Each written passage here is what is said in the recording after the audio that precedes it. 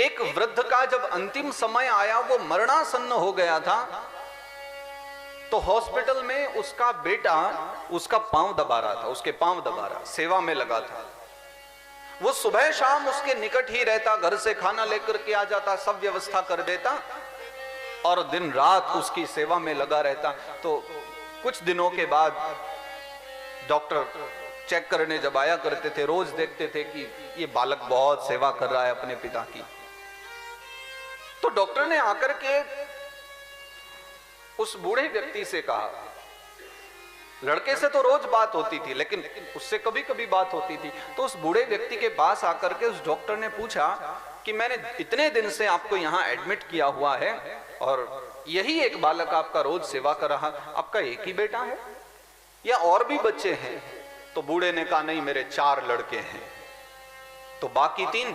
अरे बोले, बाकी 3 तो बहुत ही अच्छे बेटे हैं मेरे, बड़े लायक थे, पढ़ाई लिखाई की और जाकर के विदेश में सेटल हो गए हैं। एक यही नालायक रह गया जो कहीं नहीं जा पाया।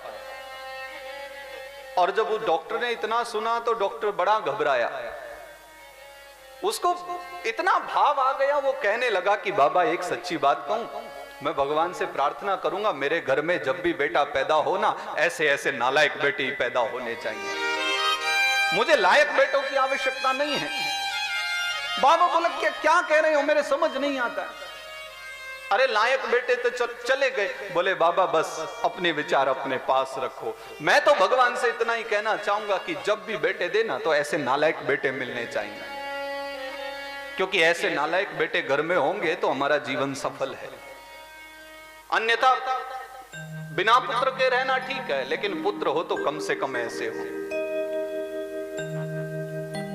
उद्धरेदात्मनात्मानम आत्मानम अवसादयेत्।